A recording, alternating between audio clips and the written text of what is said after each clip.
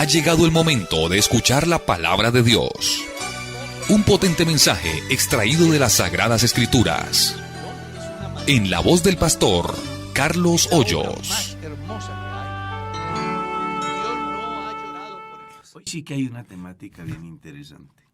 Los expertos en política dicen que si los políticos del siglo XXI usaran la tesis planteada por Jesús en el Sermón del Monte, las cosas en el mundo serían diferentes. Dicen que es el más alto discurso moral que se haya pronunciado en la historia de la humanidad.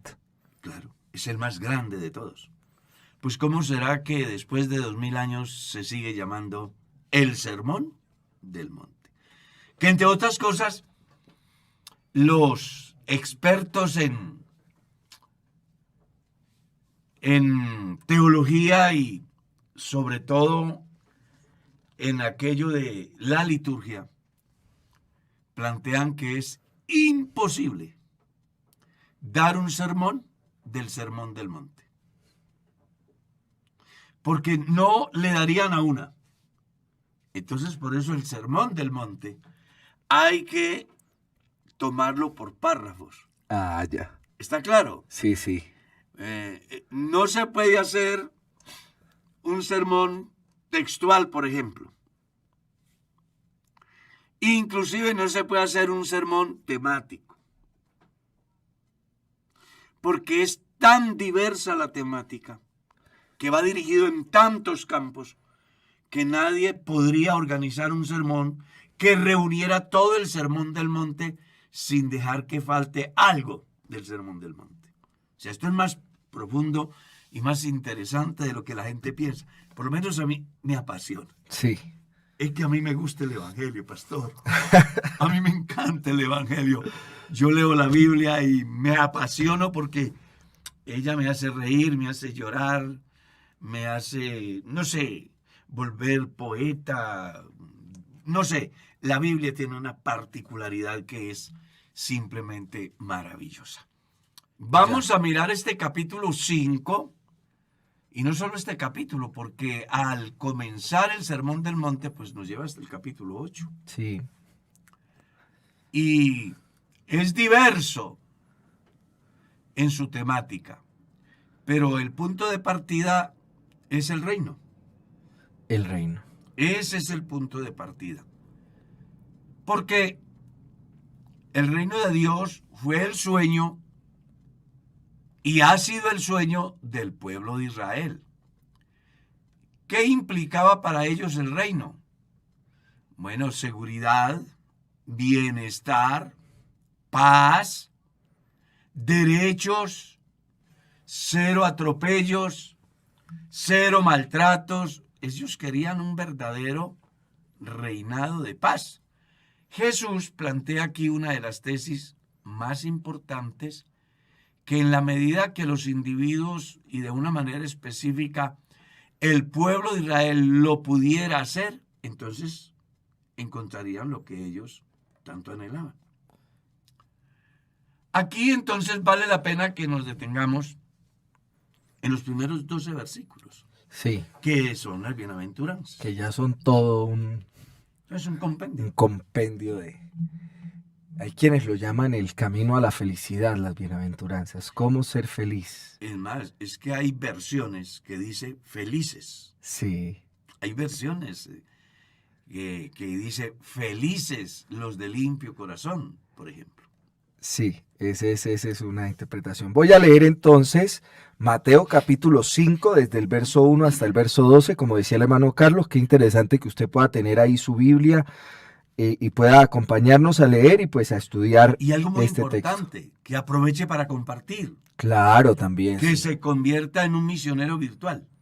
Amén, así también es. Bueno, dice el texto: viendo la multitud, subió al monte, y sentándose vinieron a él sus discípulos, y abriendo su boca les enseñaba diciendo: bienaventurados los pobres en espíritu, porque de ellos es el reino de los cielos. Bienaventurados los que lloran, porque ellos recibirán consolación. Bienaventurados los mansos, porque ellos recibirán la tierra por heredad. Bienaventurados los que tienen hambre y sed de justicia, porque ellos serán saciados. Bienaventurados los misericordiosos, porque ellos alcanzarán misericordia. Bienaventurados los de limpio corazón, porque ellos verán a Dios. Bienaventurados los pacificadores, porque ellos serán llamados hijos de Dios. Bienaventurados los que padecen persecución por causa de la justicia, porque de ellos es el reino de los cielos. Bienaventurados sois cuando por mi causa os vituperen y os persigan y digan toda clase de mal contra vosotros, mintiendo. Gozaos y alegraos, porque vuestro galardón es grande en los cielos, porque así persiguieron a los profetas que fueron antes de vosotros. Me llama la atención la porción, porque tiene 10 aspectos del reino, muy interesantes. Pero vamos a ver por partes lo que representa en sí. Uno mira el pasaje y son los principios del reino. O sea, si la gente entiende esto, podrá darse por satisfecho que puede vivir de una manera feliz. Feliz. Y siempre hay un momento. Y el momento que aprovecha Jesús es al ver la multitud. Dice, esta es la oportunidad de generar conciencia.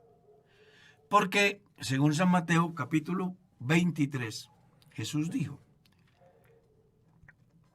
guardaos de aquellos que se sientan en la cátedra de Moisés y tienen algo muy interesante. Son expertos en decir, pero no en hacer. Y Jesús lo que está convocando aquí es a que hagan. Porque el problema de la sociedad es que siempre reclama derechos, pero nunca cumple con sus deberes. Y para ser un ciudadano del reino, yo debo de cumplir con unos deberes. Y en la medida que yo cumpla con esos deberes, pues entonces no voy a tener temor a nada, porque recuerde que el que está exponiendo el tema es el rey, es Jesús. Él está diciendo, así es en el reino. Y se lo decía a una gente, en términos generales, que decían y no hacían. Entonces, por eso es que tiene mucho sentido este sermón, esta enseñanza. Dice, viendo la multitud, subió al monte, y sentándose vinieron a él sus discípulos, y abriendo su boca, les enseñaba diciendo, bienaventurados los pobres en espíritu, porque de ellos es el reino de los cielos. Ahí vale la pena que se detenga usted a pensar, más que lo que está escrito, ¿quiénes son verdaderamente esos pobres en espíritu? Entonces usted va al mismo pasaje que menciona Lucas y Jesús ya envía el mensaje de una manera directa a los discípulos. Bienaventurados vosotros, los pobres. Refiriéndose o aclarando la inquietud que hasta hoy circula en el medio. Porque se piensa que una persona pobre de espíritu es aquella que tiene limitantes mentales, que tiene expresiones de locura, que, bueno, un sinnúmero de fenómenos que se pueden dar puede ser por problemas genéticos, puede ser por problemas de influencias del mal que afectan el sistema neurológico del individuo y lo desubican y lo vuelven agresivo, como el caso del endemoniado gadareno, por ejemplo. Uh-huh. ¿Sí? Entonces la gente piensa que si una persona tiene una manifestación diferente a lo natural y que genera problema en la familia, en la sociedad, a ese le llaman pobre de espíritu. Pero resulta que en el orden bíblico ese lo que tiene es muchos. Por eso Jesús en San Lucas le dice a los discípulos, ustedes son los pobres de espíritu. Tenían un solo espíritu. Cuando uno mira el endemoniado gadareno, usted recordará que Jesús le pregunta, ¿cómo te llamas? ¿Y qué dijo él? Legión. Y aclara el mismo demonio, ¿por qué? Porque somos muchos. Somos muchos. Y eran tantos que había un hato de cerdos de más de 2000. Sí. Y estos espíritus han salido del endemoniado y han buscado cuerpo y se han metido en los cerdos y les han descontrolado su cerebro a tal estado que los ha hecho lanzar por un despeñadero al mar. O sea que si uno mira, se da cuenta que tiene sentido lo que Jesús le dice a los discípulos en el Evangelio de Lucas.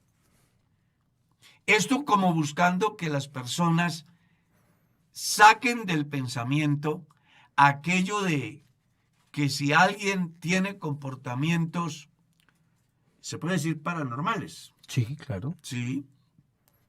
Pues que muchas veces les consideran como, ay, pobrecito, él es un alma pobre de espíritu. No, tiene muchos. Necesita una liberación. Liberación que solo puede darse si Jesús es el que ocupa el primer lugar en la vida de quien quiere liberar a la persona y además quien lo quiere hacer tiene la autoridad suficiente en todos los campos para llevar a cabo ese importante proceso. Entonces Jesús dice que quien puede disfrutar del reino de una manera maravillosa es el que tenga un solo espíritu, el Espíritu de Dios. Recuerde que Apocalipsis 20 habla que hay un ángel que con una gran cadena y ata al diablo, la serpiente antigua que es Satanás, por 1000 años. Y durante ese periodo no habrá violencia. Lea las condiciones de ese reino. En Isaías capítulo 11 y en Isaías capítulo 59, del verso 19 en adelante, y usted va a ver las bondades del reino. Pero se dan por una razón. Porque sus habitantes tendrán ¿cuántos? Uno. Un solo espíritu. Y aquí estamos hablando precisamente de eso. De los principios para que las personas sean felices en el reino. Sí, es importantísimo comprender esa parte, lo que usted mencionaba al principio, ¿no? Él viene a hacer una proclamación de la ética del reino en el Sermón del Monte y comienza hablando de un objetivo que es común a todos los individuos aún en el presente, que es el alcance de la felicidad. Claro. Entonces viene a plantear cómo es la verdadera felicidad. Y en este caso hay algo interesante y es la gente busca la felicidad, pero de algún modo... Y piensa que está en las cosas. Eso, pero de algún modo a nosotros nos encontró la felicidad. Claro. Nos vino a buscar, nos encontró y entonces comienza a plantearnos unos puntos interesantes.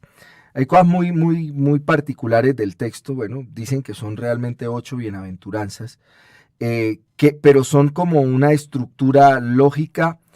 Y dice cosas como esta que usted acaba de mencionar en principio y que le da ya un sentido a la ética del reino, hablando de lo que se debe tener para pertenecer al reino, que creo que es otro punto importante. Para pertenecer y ser feliz. Sí, eso, como consecuencia de pertenecer, ser feliz. Y es interesante ver que uno sí puede verse en el Sermón del Monte reflejado acerca de si verdaderamente pertenece al reino de Dios o no pertenece, ¿sí? Con ese código de ética que Jesús expresa en el Sermón del Monte, uno puede decir, bueno, ¿yo soy realmente un ciudadano del reino o no?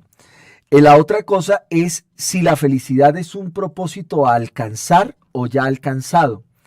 Y hay frases de las bienaventuranzas que están en presente.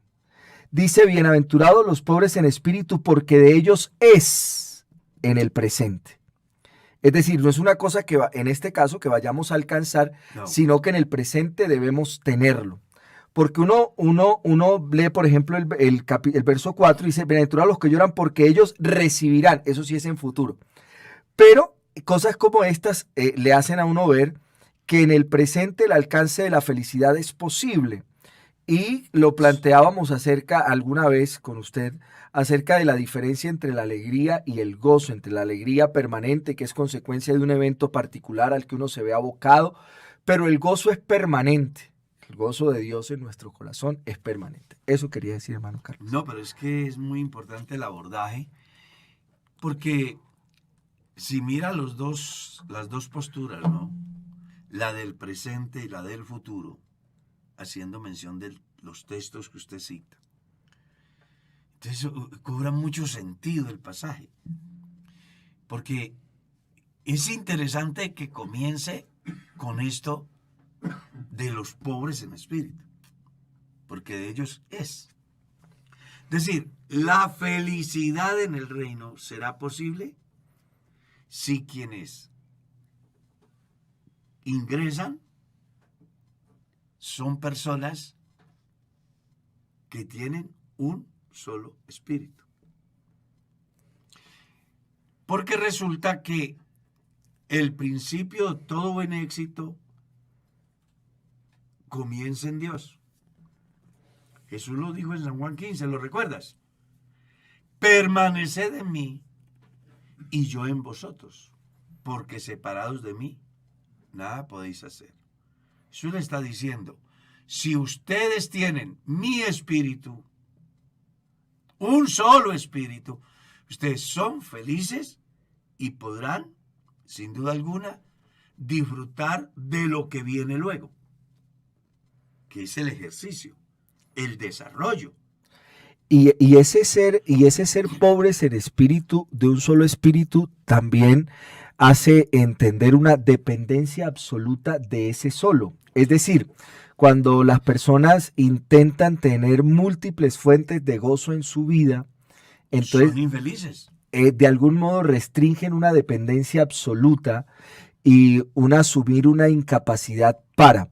Cuando uno observa a Pablo en 2 de Corintios haciendo esa disertación en la que él dice que si en el espíritu no sé, si en el cuerpo no sé, y él lo que intenta es decir, ustedes dicen que yo soy un tipo que no tengo la autoridad que ustedes consideran que ven en el resto, pero yo les quiero contar algo que yo viví para que se den cuenta que sí lo soy. ¿Quién soy yo? Sí, pero a pesar de que yo he vivido estas experiencias que son sobrenaturales, yo cargo conmigo un aguijón de la carne, un aguijón en la carne, perdón, que pues no se ha sabido cuál es, pero es lo que les dice, mire, y yo he rogado 3 veces, pero lo que les quiero decir es que yo tengo una dependencia tal que a pesar de ser lo que soy, a pesar de haber vivido, yo me considero el más débil, porque cuando soy débil, entonces soy fuerte. Entonces mi fortaleza en debilidad consiste en entender mi incapacidad, pero mi dependencia absoluta de ese espíritu que hace que aún en medio de las circunstancias que yo pueda vivir, yo puedo ser feliz a partir de lo que Dios hace en mí.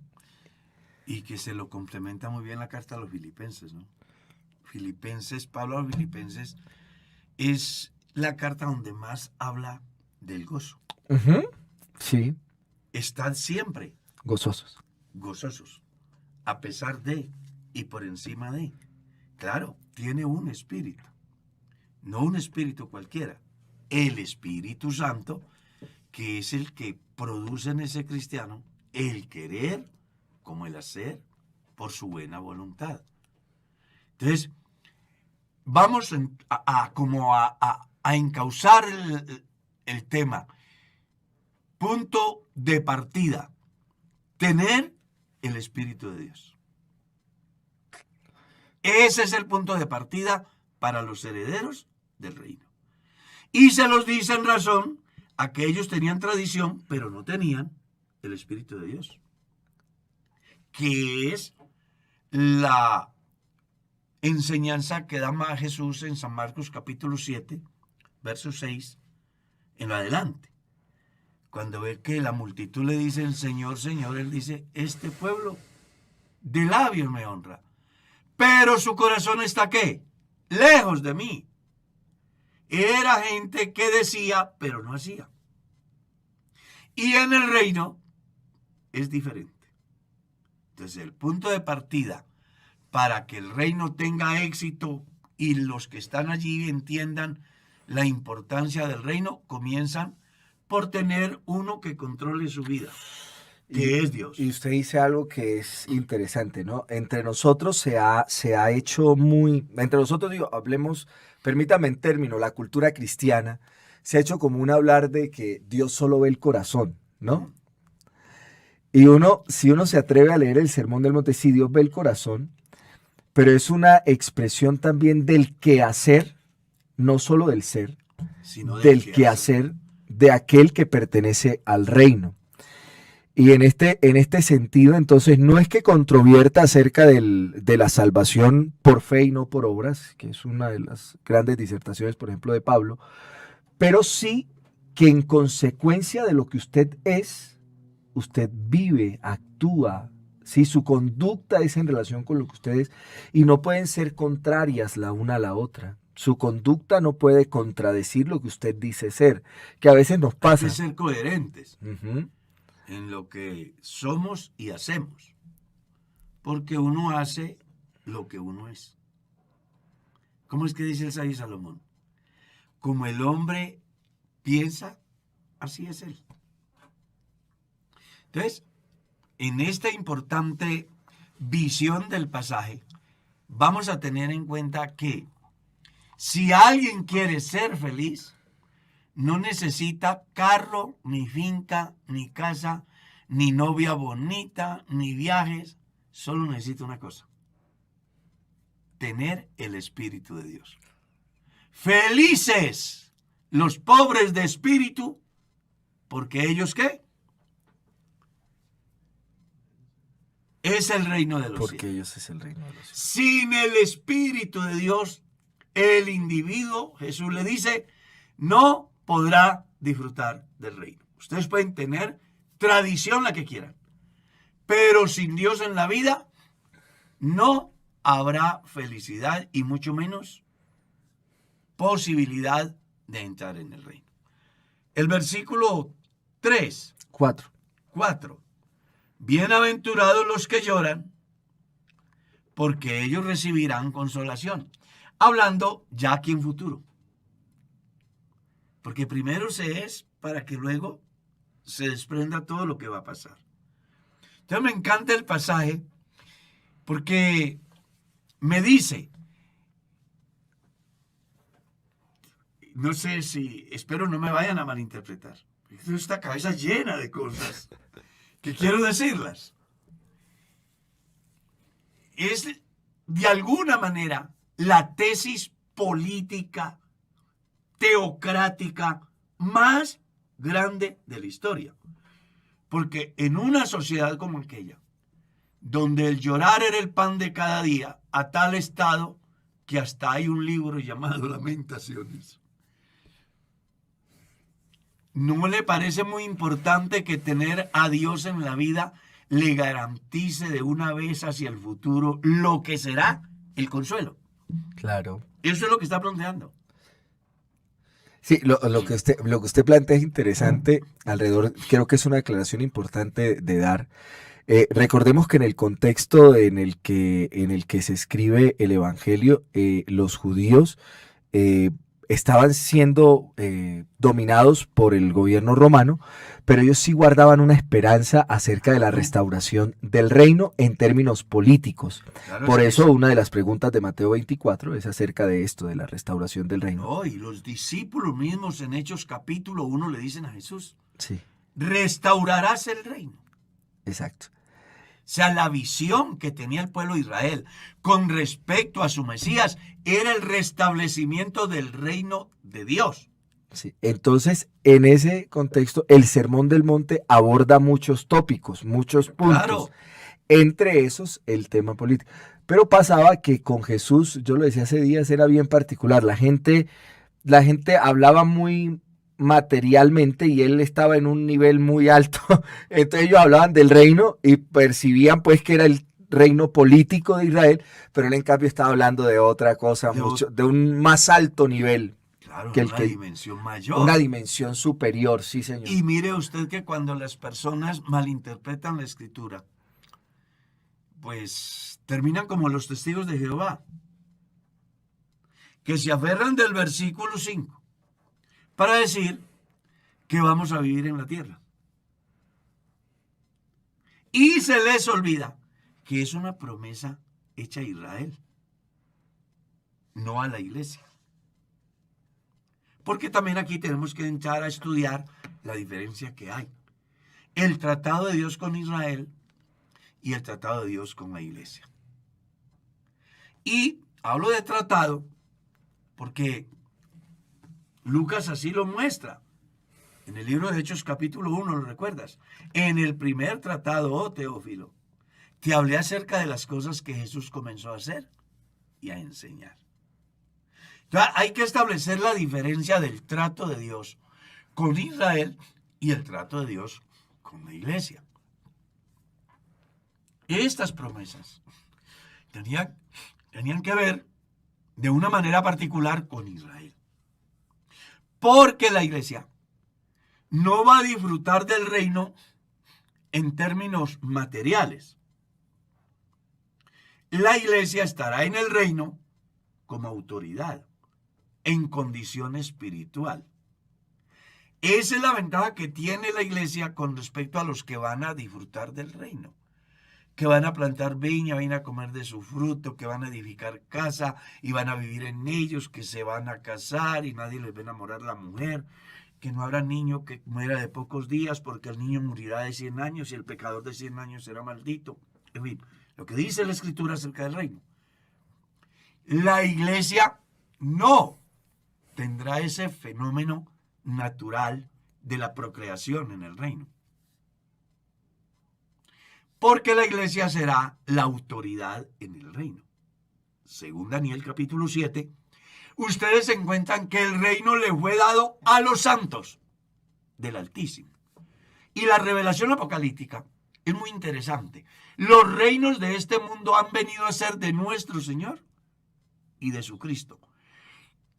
Cristo como la iglesia estarán en condiciones inmunes al clima, a las adversidades que se puedan presentar en el campo humano, porque aunque la profecía dice, no habrá niño que muera de pocos días, porque el niño morirá de 100 años y el pecador de 100 años será maldito, está diciendo de alguna manera que habrá muerte. Pero como la iglesia estará en una dimensión espiritual, para la iglesia no habrá muerte. Porque ya se ha operado en la iglesia el milagro de la resurrección, que es la prenda de garantía para poder tener el control del sistema en el reino. Apocalipsis es bien interesante. Al que nos amó y nos lavó de nuestros pecados y nos ha hecho para nuestro Dios, ¿qué? Reyes y sacerdotes. Oficio que sin duda alguna desempeñaremos en el reino. Pero los que van a vivir en el reino, los que van a disfrutar del reino, que son el grupo de la derecha de San Mateo capítulo 25. Venid benditos de mi Padre a poseer el reino preparado para vosotros desde antes de la fundación del mundo, y les explica por qué. Tuve hambre, tuve sed, fui peregrino, estuve en la cárcel, estuve desnudo, y ustedes me brindaron todo. Refiriéndose Jesús a las naciones que habían tratado bien al pueblo de Israel en toda su historia. Sobre esos de la derecha, que son los que están llamados aquí a ser bienaventurados entre los mansos, porque ellos recibirán ¿qué? La tierra por heredad. Sobre ellos es que la iglesia va a ejercer un control de orden. En la parábola de las 10 minas hay una enseñanza bien interesante, ¿no? ¿Qué es lo que Dios le dice al que duplica las minas? Le daría autoridad sobre 10 ciudades. Sistema político. Entonces, cuando uno descubre el pasaje que estamos leyendo, se da cuenta que no es tan cierto. Que no es tan cierto lo que los rosellistas dicen. Porque ellos plantean que el reino de Dios comenzó en el año de 1914, pero que como no se hizo visible, entonces lo han postergado y después lo han trasladado a otra dimensión. Y el sueño de ellos es vivir en la tierra para siempre. Y se les olvida que el pasaje no está dirigido al mundo gentil, sino al pueblo de Israel en primer lugar. Y las naciones que traten bien a Israel desde hasta que llegue el reino. ¿Está claro? Entonces, por eso el verso 5 dice, bienaventurados los mansos, porque ellos recibirán la tierra por heredad. Y recuerde que Jesús se lo está diciendo en esta ocasión a un grupo de personas que tienen que ver con el conocimiento del rey. Por eso él un día les dijo, no pregunten por el reino, porque el reino de Dios entre vosotros está. Hablando de la persona de Jesús en el escenario de su tiempo, que era en el pueblo de Israel. Entonces ahí vale la pena que usted por lo menos tenga un argumento para que cuando vengan a decirle que no hay cielo, que el paraíso está en la tierra y que la Biblia dice que los mansos heredarán la tierra, comprenda a quién se lo dice. Que esa es una de las temáticas que manejamos al inicio del estudio del libro, ¿verdad? ¿Quién lo dijo? ¿A quién? ¿Y por qué? El desconocimiento de esos aspectos es el que hace que las personas lleguen a pensar que no hay cielo, sino un paraíso en la tierra, que se llama el reino y que ahí van a vivir. Y se les olvida que eso fue dado exclusivamente al pueblo de Israel y a las naciones que traten bien al pueblo de Israel desde el momento que aparece Israel en el escenario hasta el día que deje de estar acá en el escenario humano. A eso es a lo que Jesús le llama los mansos que heredarán la tierra. Y el verso 6, bienaventurados los que tienen hambre y sed de justicia, porque ellos serán saciados. Había una ausencia de justicia. ¿Cómo será que el profeta Amós dice que vendían al pobre por un par de zapatos? Había una necesidad tan grande en el pueblo que ni podían saciar su necesidad de Dios porque habían reemplazado lo establecido por Dios por las tradiciones. Una necesidad de justicia porque, como dice el profeta Jeremías, dice que desde el rey hasta el sacerdote y el profeta, dice que engañan, que no hacen lo que deben de hacer y en consecuencia no se debe de confiar en ellos. Luego él dice, maldito el varón que confía en el hombre y pone carne por su brazo y su corazón se aparta de Jehová. Había una necesidad y para esos necesitados hay una solución, que es el reino, que tiene una promesa. ¿Cuál? Que les va a ser saciada el hambre y se les va a hacer justicia. Y claro, ¿cómo no va a ser si en el reino las tierras serán fértiles? Porque el Salmo dice que las tierras son estériles a causa del pecado del hombre. Pero como en el reino de Dios no habrá pecado, Satanás estará atado. En ese reino vamos a encontrar cosas que son sumamente interesantes. ¿Ya? Cuando uno mira la enseñanza, entonces, en el capítulo 65 del libro de Isaías, dice, porque aquí yo crearé nuevos cielos y nueva tierra, y de lo primero no habrá memoria, ni más vendrá al pensamiento. Mas os gozaréis y os alegraréis para siempre en las cosas que yo he creado, porque aquí que yo traigo a Jerusalén alegría y a su pueblo gozo. Y me alegraré con Jerusalén y me gozaré con mi pueblo, y nunca más se oirá en ella voz de lloro ni voz de clamor. No habrá más allí niño que muera de pocos días, ni viejo que sus días no cumpla, porque el niño morirá de 100 años y el pecador de 100 años será maldito. Edificarán casas y morarán en ellas, plantarán viñas y comerán el fruto de ellas. No edificarán para que otro habite, ni plantarán para que otro coma, porque según los días de los árboles serán los días de mi pueblo, y mis escogidos disfrutarán la obra de sus manos. No trabajarán en vano ni darán a luz para maldición, porque son linaje de los benditos de Jehová y sus descendientes con ellos. Y antes que clamen, responderé yo, mientras aún hablan, yo habré oído.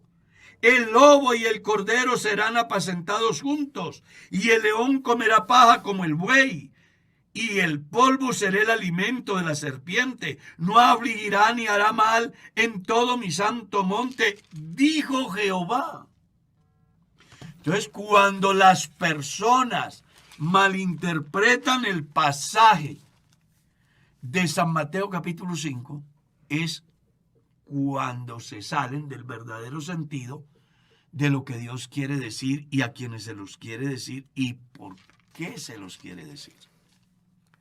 Entonces, para la gente que no se les hacía justicia y que además tenían hambre de Dios y hambre física a causa del mal sistema, la promesa del reino es la salida a esa crisis. Amén. Por eso dijimos al principio que es la tesis política teocrática más grande de la historia. Y que grandes pensadores han llegado a concluir que si los políticos de hoy vivieran el Sermón del Monte, serían políticas perfectas, saludables, que harían que no se derrame tanta sangre, que no hubiese la crisis social, moral, política, religiosa que hoy afecta al mundo. Entonces a mí me llama mucho la atención lo que aquí se trata. Dice luego el verso 7. Bienaventurados los misericordiosos, porque ellos alcanzarán misericordia. Oiga, cosa que no era común en el pueblo, ¿no? Cuando uno lee el capítulo 58 del libro de Isaías, descubre que bajo la figura de la religiosidad maltrataban, oprimían y luego se justificaban haciendo saber de que habían ayunado, por ejemplo. Entonces Dios los llama a que reflexionen y se den cuenta que así no se vive la vida, que la vida tiene otro sentido y que está más en la práctica que en el decir. Y aquí sí que nos hace falta y sí que es interesante el texto, porque si alguien quiere alcanzar misericordia, hay una condición. ¿Sabe cuál es? Ser misericordioso. Y en otra parte de la Escritura dice, porque juicio sin misericordia se hará con el que haga juicio sin misericordia. Sé que dicen que en ese texto se ve reflejado un principio bíblico, ¿no? La ley de la siembra y la cosecha. Claro. Quien es misericordioso recibirá misericordia. Y en el sentido opuesto del principio, pues quien no obre con misericordia no recibirá misericordia. Es lo que de algún modo nos plantea el texto. Y Pablo da una enseñanza. Siga. No, siga usted. Pablo da una enseñanza muy importante en Gálatas capítulo 6. Cuando le enseña a los creyentes cosas muy importantes. Si alguno fuera sorprendido en alguna falta, ustedes que son espirituales, restaurarle con espíritu de mansedumbre, considerándote a ti mismo. O sea, viene a aparecer la misericordia. Que significa casi eso, ¿no? Eso. Si uno intentara hacer un abordaje etimológico del término, aunque pues esa forma de abordar la Biblia a mí no me parece adecuada, ¿no? A veces que es el término, porque si se elimina el contexto, pues se pierde el sentido de la palabra. Pero sí es como ponerse en el lugar del otro, ¿no? No, pero es que cuando yo hago alusión a ello, lo hago como el punto de partida de lo que usted argumenta con relación a la siembra y la cosecha. Sí, señor. Porque, punto seguido en el verso 7, ¿qué dice? No os engañéis. Dios no puede ser burlado. Entonces viene la siembra y la cosecha. Todo lo que el hombre sembrare. Esto también segará. Entonces, si yo no siembro misericordia, pues tampoco voy a cosechar misericordia. Y el texto lo que está diciendo es, bienaventurados los misericordiosos, porque ellos alcanzarán misericordia. Y en otra parte de la escritura leemos que la misericordia prima sobre el juicio. Entonces, si algo debe de tener en cuenta, en este caso, el pueblo que va a disfrutar del reino es ser misericordioso para poder alcanzar misericordia. Es que la Biblia, la salvación, la eternidad, el disfrute de el reino como parte importante del pueblo de Israel está condicionado a un hacer para alcanzar. Si no perdonáis, tampoco vuestro Padre os perdonará, ¿verdad? Porque con la vara con que mides, serás medido. Porque juicio sin misericordia se hará con el que hace juicio sin misericordia. Porque todo lo que el hombre siembre.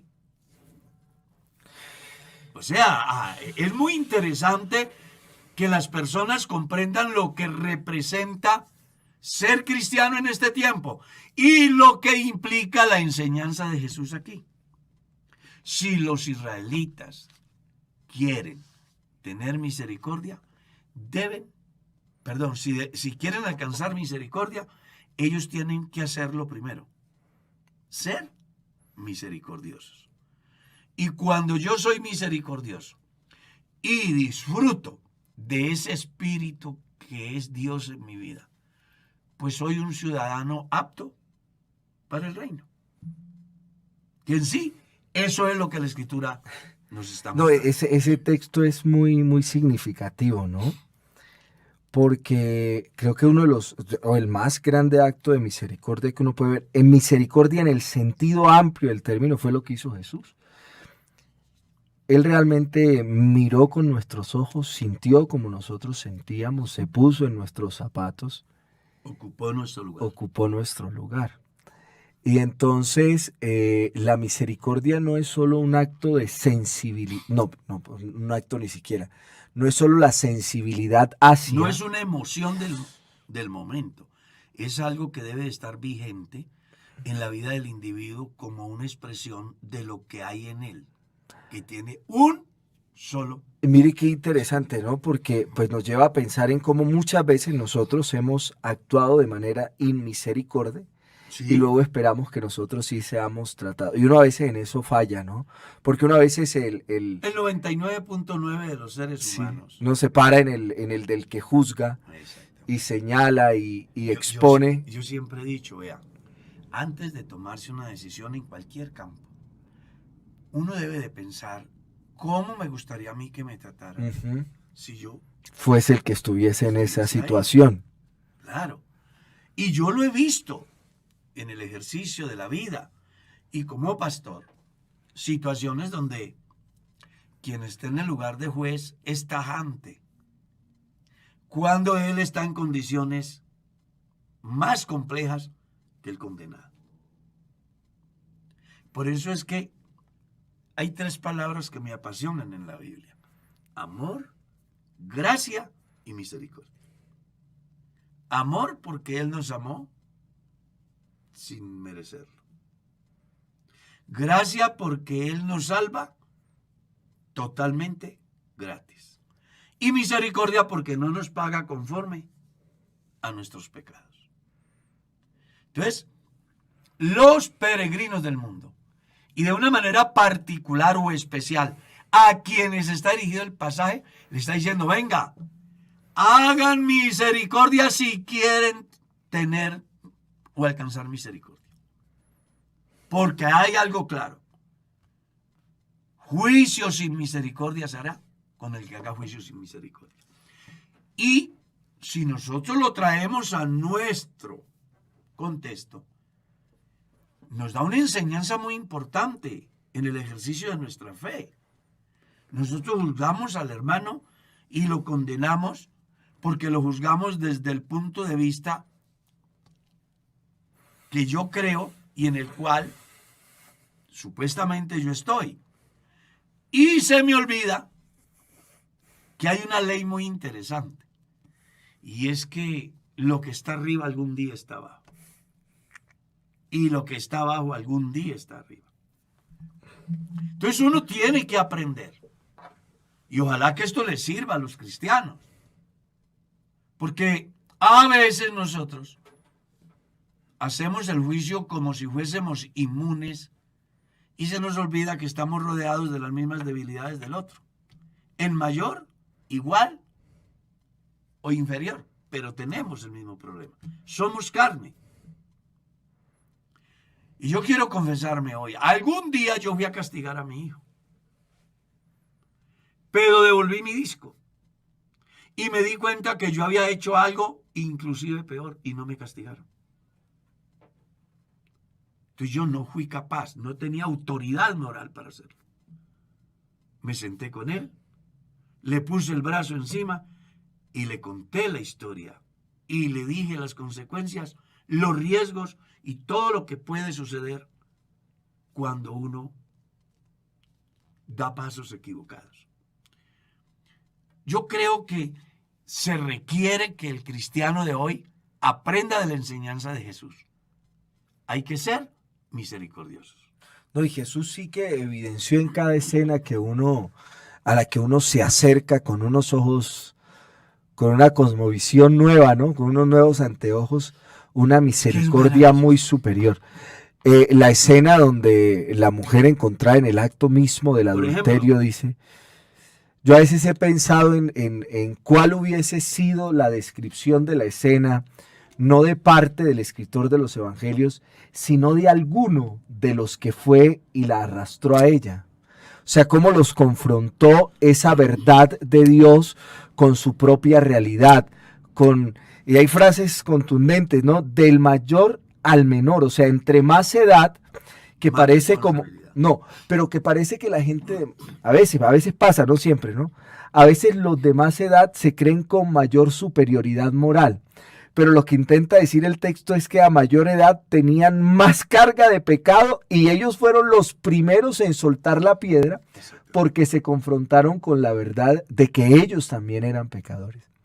Y ahora que usted plantea la relación de padres e hijos, los adolescentes habían planteado un programa que ellos llamaban Yo también tuve 15 años para los padres. Y alguna vez lo hablamos, ¿no? De cómo a veces, y no estamos eliminando, que la gente no se vaya al otro extremo, no faltará el comentario más tarde, o sea, no se puede, no estoy diciendo eso, sino que a veces a uno también se le olvida que uno también estuvo en esa posición del otro, factiblemente de manera distinta en la forma. Voy a contar una anécdota de la vida personal en el ejercicio ministerial, que creo que le puede servir a la gente. Algún día una creyente viene y me dice, pastor, ¿qué vamos a hacer con esos demonios que hay en la iglesia? Pues a mí me sorprendió. ¿Cómo demonios? Pero ¿cómo que demonios? ¿Y cuáles demonios? Me dijo, esos muchachos. ¿Qué pasó con los muchachos? Me dijo, es que iban por la calle andando en una bicicleta en una sola llanta. Es que son el mismo diablo, decía la hermana. Era una anciana. Yo me quedé mirándola a los ojos y le dije, ¿y cuando usted tenía esa edad, qué hacía? agachó la cabeza y se puso a reír. Sí, hermano, por ese lado, pienso yo que ella se devolvió y a lo mejor locuras más complejas pudo haber hecho ella. Otro día me sucedió con un compañero que está juzgando y condenando a una familia de la iglesia porque en el desarrollo de la vida, del ejercicio de él en esa iglesia, pues tuvo dificultades con esa familia. Entonces yo he llegado a reemplazarlo y se presenta la posibilidad de que esta familia se involucre activamente en el servicio al Señor. Yo después de 1 año y medio, 2 años, veo que es una familia fiel, cristiana, que dan frutos. Digo, no, esta familia no se puede, pues porque el otro piense que los he puesto, lo he llamado, lo he involucrado.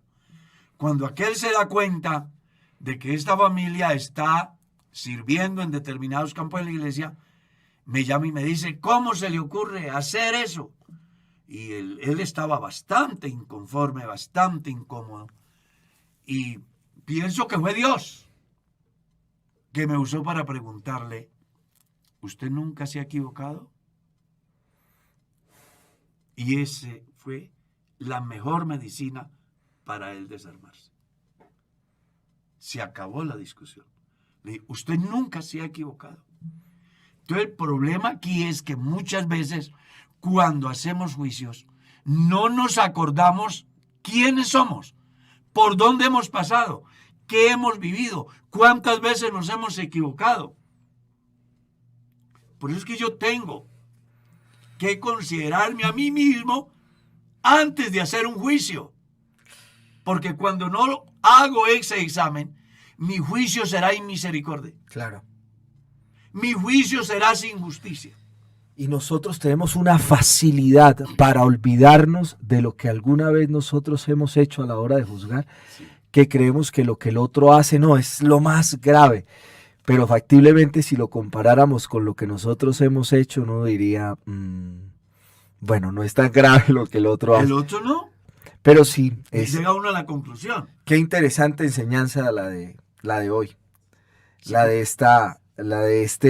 Solo este texto, ¿no? Bienaventurados los misericordiosos, porque ellos alcanzarán misericordia. Y a mí me parece que ese es un mensaje profundo que cruza toda la Biblia de principio a fin, la misericordia de Dios para con su pueblo en el Antiguo Testamento, pero para con nosotros en todos los tiempos, en todos los momentos, en todas las circunstancias. Si Jesús a nosotros nos hubiese pagado de acuerdo a nuestras acciones, ninguno estaría en esta mañana acá. Pero vea, le voy a decir algo. Si a usted le preguntan, ¿Dios tiene fin? Usted dice que no. Pero si lee bien la Biblia, dice, el fin del Señor es que es muy misericordioso. O sea, Dios es misericordioso en extremo. Extremadamente misericordioso. Porque lo que todos los mortales hemos hecho es más que suficiente como para que no hubiese un solo ser humano. Dios hubiese creado otra especie. Y me hace pensar usted en cómo es la memoria de Dios, ¿no? La memoria de Dios, qué interesante. Es que es agradable. Porque la memoria de Dios es capaz,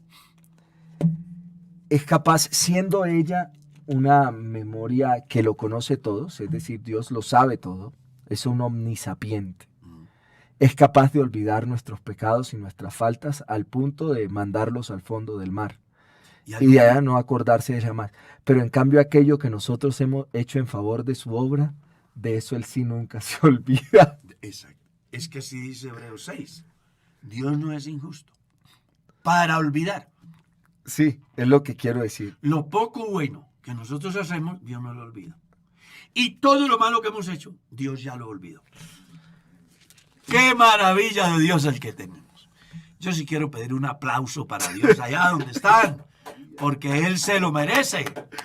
Él es bueno, lento para la ira y grande en misericordia.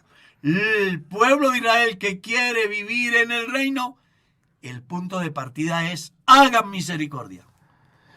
Porque solo así alcanzan la misericordia. El tiempo se fue, pastor. Como todo.